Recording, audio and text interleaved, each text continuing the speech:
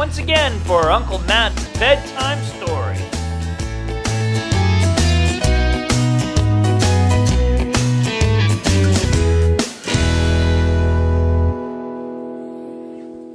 Hello everybody, it's Uncle Matt, and I'm here to read you another bedtime story. And tonight's bedtime story is really cool if you like pirates and cowboys. What do you think? How about pirates versus cowboys? And we're not talking sports teams. We're talking about this book, Pirates versus Cowboys, by Reynolds and illustrated by David Barneda. This story was copyright in 2013. Are you ready? Here we go.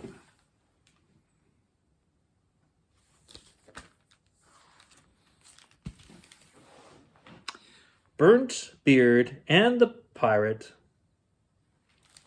Man. Here we go. Burnt Beard the pirate was scourge of the 7 seas, the 4 oceans, and several lakes. His scurvy crew had ransacked so many ships and pillaged so many villages that all their treasure had them riding low and slow. It was time to go ashore and bury the booty. Their usual spots were filled to the gills, so those pirates went inland all the way to old Cheyenne.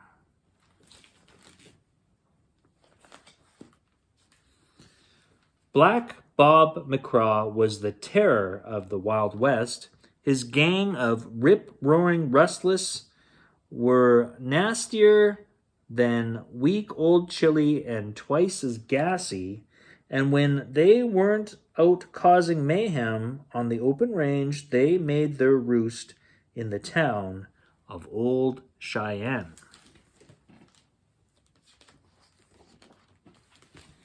So, needless to say, it was a sad and sorry day when Burnt Beard the pirate and his crew swaggered into Old Cheyenne.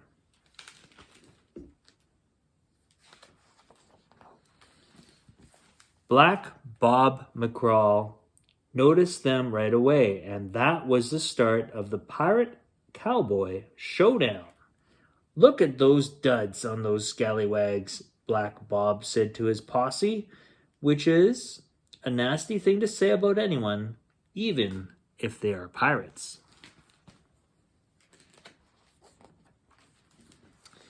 To Burnt Beard's credit, he acted real civil at first, which wasn't at all in his nature. "Ahoy there, my hearties! Be ye knowing where we'd be a-finding a fair scrub and a swish?" Black Bob rode up real close to Burnt Beard. "What'd you call us, you yellow-bellied varmint?" was Black Bob's reply. "Why don't ya mangy hornswogglers beat a trail of dust right back out of Old Cheyenne?" Burnt Beard tried again. "Arg, ye bilgerats, be pointing us to some grub and grog, or we'll be knee-hauling the lot of ye."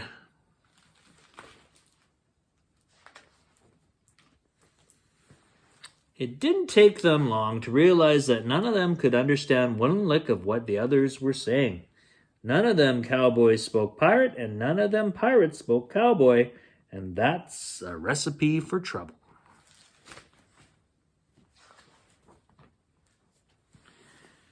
The more they talked, the madder they got. "Weigh anchor, ye swabs, or you'll be walking the plank and feeding the fish," Burnt Beard snarled. His crew grabbed for their cutlasses. "You rootin'-tootin' critters better head for the hills, or you're going to get horsewhipped and hog-tied like there's no tomorrow." Black Bob scoffed. His posse reached for their 6-shooters. Pistols pointed, swords flashed, lips sneered, nostrils flared.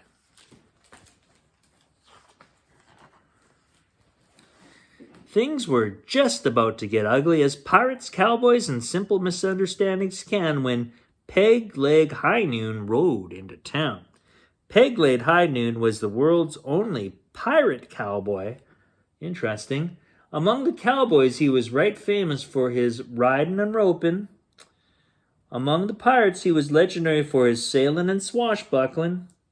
He wore a six-shooter on one hip, and a cutlass on the other, and he was the only creature alive who spoke both pirate and cowboy. Well, good timing, I must say. Good job, Pegleg. Pegleg High Noon spotted the white knuckles of them pirates. He spied the firmly planted boots of them cowboys, and he knew that the trouble was afoot. And Pegleg High Noon didn't like anybody causing trouble, except Pegleg High Noon, that is. Pegleg High Noon rushed in, fixing to teach a lesson to pirate and cowboy alike. He was ready to root and toot. He was prepared to swash and buckle. His right hand reached for his pistol, and his left went for his sword. But just then the worst wind shifted, and he caught a foul whiff coming off them cowboys. He turned his head away and sniffed a nasty reek waffling from them pirates.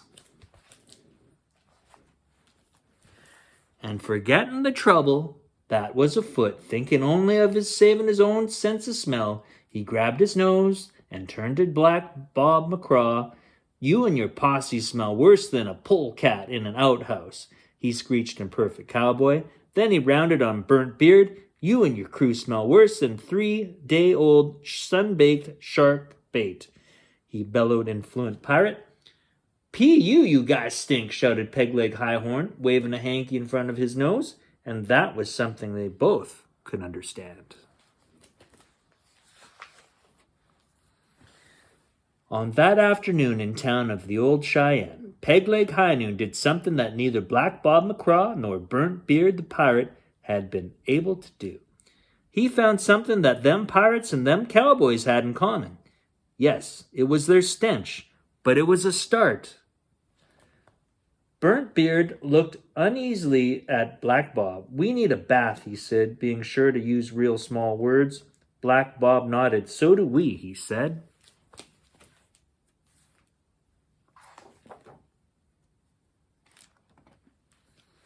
So, leaving Pegleg High Noon standing there holding his nose, Black Bob McCraw led Burnt Beard the pirate to Old Cheyenne's one and only bathhouse and saloon. After a good soaping up, them squeaky clean cowboys poured them pirates foaming mugs of sarsaparilla. After a good drying down, those well-swabbed pirates shared the kegs of grog they brought with them, and the Old Cheyenne showdown between the pirates and the cowboys came to a peaceable and sweet-smelling end. Nice. And that is the end. Wonderful. No war. No battle. That's all the time we have for Uncle Matt's bedtime story. I hope you enjoyed that story, and I'll see you next time. Bye for now.